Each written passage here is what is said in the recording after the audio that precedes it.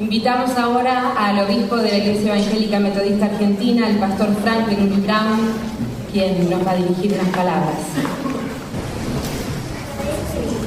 Una vez más quiero agradecer la presencia de todos ustedes que nos acompañan en esta celebración de los 175 años de presencia, de testimonio y de servicio de la Iglesia Metodista en la nación argentina. Nos encontramos entre aquellas iglesias evangélicas presentes en este lugar y preexistentes a la organización del Estado Nacional Argentino. Hemos tenido recién una pequeña síntesis histórica del recorrido social de la misión de la Iglesia Metodista en este país. Y digo breve porque seguramente hay muchas cosas que podemos agregar y que podemos recordar. Diría que la contribución esencial ha sido predicar a Jesucristo, que transforma la vida de las personas que luego impactaron e incidieron en la sociedad con su testimonio. Estas personas que impactaron en sus relaciones familiares, en las organizaciones barriales, en los sindicatos, en las comunidades educativas, las organizaciones sociales y políticas donde estuvieron. Siendo por un lado ciudadanos iguales a todos los demás, pero también con esa diferencia que tenían y aportaban en la construcción de una sociedad más democrática. Y es en ese espíritu que quiero compartir con ustedes un pequeño texto del Evangelio, de la carta de Juan, que de alguna forma nos muestra cómo se movilizó toda esta gente y que quizás cuál fue la razón que hubo por detrás. En la primera carta de Juan, capítulo 4, los versículos 18 al siguiente nos dice: donde hay amor no hay miedo, y al contrario, el amor perfecto echa fuera el miedo, pues el miedo supone el castigo. Por eso, si alguien tiene miedo, es que no ha llegado a amar perfectamente. Nosotros amamos porque Él nos amó primero. Si alguno dice yo amo a Dios y al mismo tiempo odia a su hermano, es un mentiroso. Pues si uno no ama a su hermano a quien ve, tampoco puede amar a Dios a quien no ve. Jesucristo nos ha dado este mandamiento: que el que ama a Dios ame también a su hermano. Ese amor que fue la experiencia de encontrar a Jesucristo de muchos hombres y mujeres, ese amor del cual nos habla esta carta, que se transformó en compromiso con todo ser humano y en especial con los que sufren. Ese amor a Dios que se transforma en amor al prójimo nos llevó a meternos en los líos y en los conflictos y sufrimientos de quienes nos rodeaban, porque interpretábamos que amar al prójimo era meterse en la historia y en los líos también de los demás. Era mirar fuera de nuestros templos lo que ocurría, porque el amor a Dios nos motivó a amar a los demás, porque no partimos del odio a los demás, que motiva la enemistad, la división y el prejuicio. Ese amor por los demás nos hace también una religión social, parafraseando a Juan Wesley. Creemos en ese amor transformador que nos invitó a vernos como hermanos y hermanas, y que cuando no era así, había que trabajar para que así sea. Porque creemos en este reino de Dios que se fundamenta en el amor y la justicia, en la convicción de que lo que es lo central del mensaje de Jesús, el amor a Dios y al prójimo, era lo que teníamos que transmitir y compartir, no en las puertas de nuestro templo y hacia adentro, sino hacia afuera. Y podríamos decir que la presencia de la Iglesia como portadora de un mensaje de salvación que quiso sacar a las personas y a los pueblos de la cautividad a la libertad. Y a partir de este mensaje podríamos decir que la Iglesia Metodista, a través de su recorrido y seguramente mirando hacia adelante también, tuvo como 4 propósitos, a veces más explícitos y a veces quizás implícitos en nuestra misión. Por un lado, el hacer discípulos de Jesucristo, invitar a las personas a seducirlas con el mensaje del reino. En segundo lugar, a lo largo y ancho del país, formar congregaciones y comunidades de fe como espacios de contención y de servicio. En tercer lugar, diríamos, aliviar el sufrimiento humano en todo lo que dependa de nosotros, con todo nuestro esfuerzo y también con otros, si no podemos solos. Y otro cuarto propósito fue la búsqueda permanente de la justicia, la libertad y la paz para todos. Y diría que estos 4 propósitos se entrelazan entre sí, no se pueden inclusive entender separado el uno del otro. Hacer discípulos de Jesucristo, dar a conocer este mensaje en el idioma del pueblo para que todos puedan descubrir lo que significa. Y es a partir de seducir de este mensaje que nosotros entendemos como Salvador y Liberador, que invitamos a las personas a hacernos muchas veces la pregunta: ¿qué haría Jesús en mi lugar y frente a esta situación? Y esto es lo que nos motiva a pensar en el contexto donde tenemos que dar el testimonio del amor y de la misericordia de Dios. Porque a partir de los evangelios interpretamos un Jesús que abre mis horizontes y mis perspectivas hasta lo ilimitado. No en un Jesús que se basa en los prejuicios, en los juicios y en los dogmatismos y en nuestras estrecheces egoístas muchas veces. Porque invitamos y nos sentimos desafiados por un Jesús que nos invita a apasionarnos por el reino y a apasionar a otros. Un Jesús que abre fronteras, un Jesús que nos lleva a aventuras de fe inimaginables cuando se trata de humanizar la vida de cada día. Y es en ese sentido que permanentemente invitamos a ser discípulos y a hacernos seguidores de ese Jesús. Y en segundo lugar, formar comunidades de fe donde se vive la fidelidad a Jesucristo, donde impactamos en los barrios y en las ciudades, donde estamos como comunidades servidoras e inclusivas. Las congregaciones o las iglesias locales, como llamamos, espacios donde se vive la fraternidad y donde se empieza a ensayar este reino de Dios. Porque creemos que esta fe se vive en comunidad.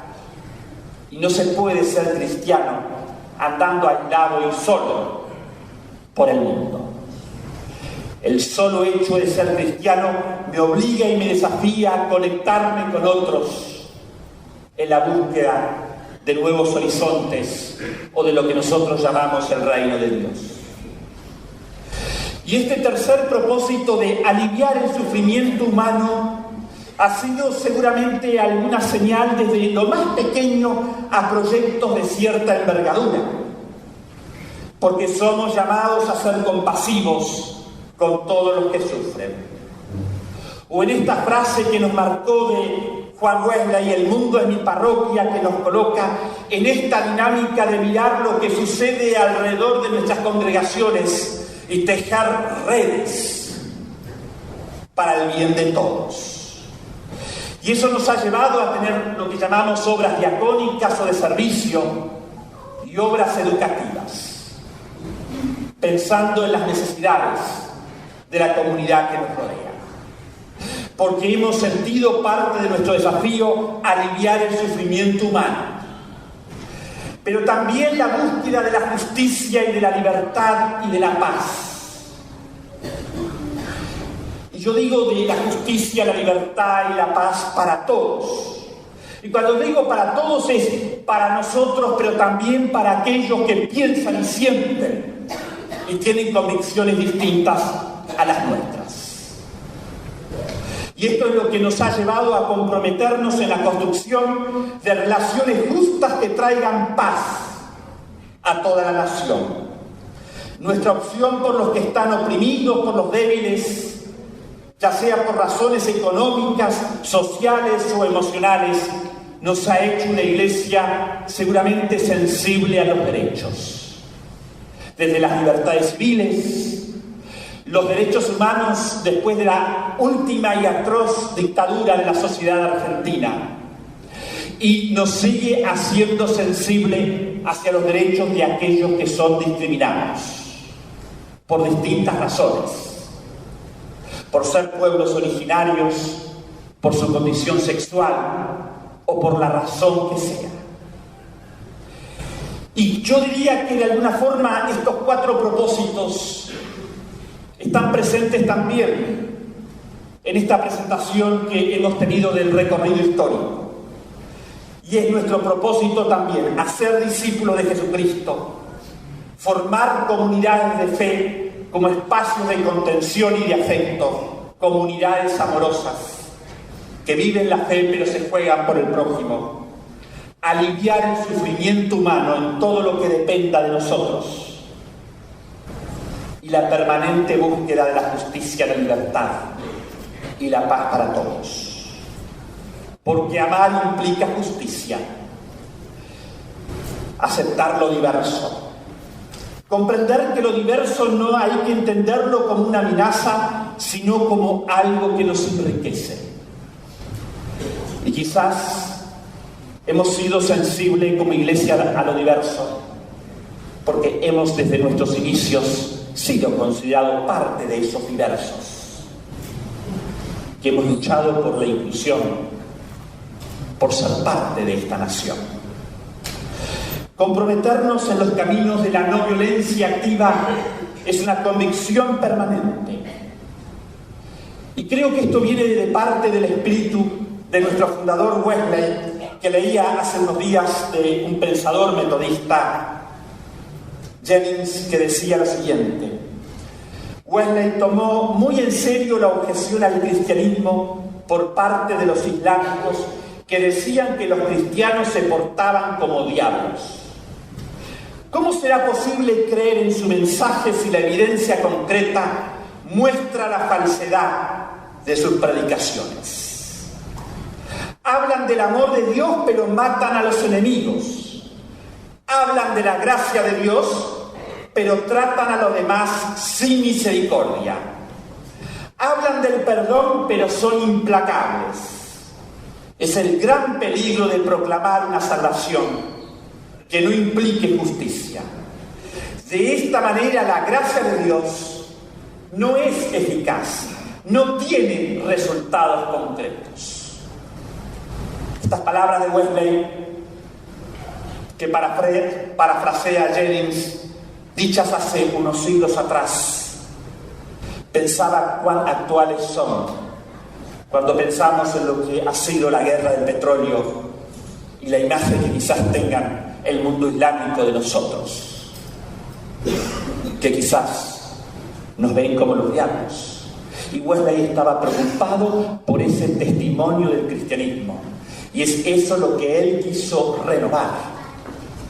Y yo diría que en esa frase donde cómo nos ven los islámicos, podríamos seguir preguntándonos cómo nos ven los migrantes, los pueblos originarios, los discriminados sexuales, los discriminados por su condición económica, por su etnia, por la razón que sea. Es una pregunta que desde el cristianismo todavía nos levantamos si realmente somos testimonio de ese amor y misericordia. Y este es un ejercicio permanente que tenemos por delante. Y este es nuestro esfuerzo que nos mueve a partir de la convicción que creemos en este Jesucristo, que nos lleva en el pasaje de la esclavitud a la libertad. Ese espíritu de apertura, como Juan Wesley también decía en una oportunidad: dame la mano. No quiero con ello decir que has de tener la misma opinión que yo. No es necesario. Ni lo espero ni lo deseo. Tampoco quiero decir que yo tendré tu opinión. No puedo. No depende de mi gusto. No puedo pensar a mi voluntad, como tampoco puedo hablar u oír según mi placer. Mantén tu opinión y yo mantendré la mía con la misma firmeza de siempre. Solo dame la mano. Con ello no quiero decir adopta mis formas de culto, ni que yo adopte las tuyas. No me mueve el deseo de discutir contigo al respecto ni un momento. Deja de lado toda cuestión de creencias y que no se interpongan entre nosotros si tu corazón es como el mío. Si tú amas a Dios y al prójimo, no pido más. Dame la mano.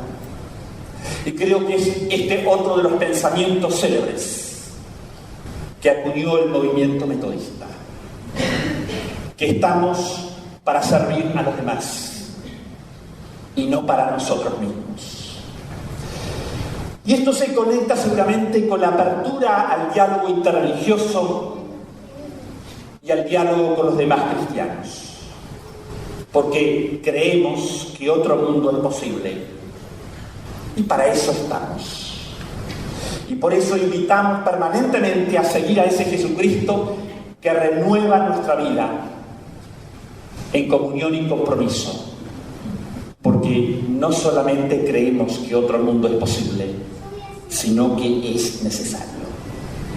Y aquí estamos, como iguales a todos los demás ciudadanos de este país, pero también con nuestras diferencias, para fortalecer el sentido profundo de la vida en comunidad y de la vida democrática de este pueblo y de este lugar, del cual somos parte y nos sentimos parte de sus anhelos y de sus esperanzas.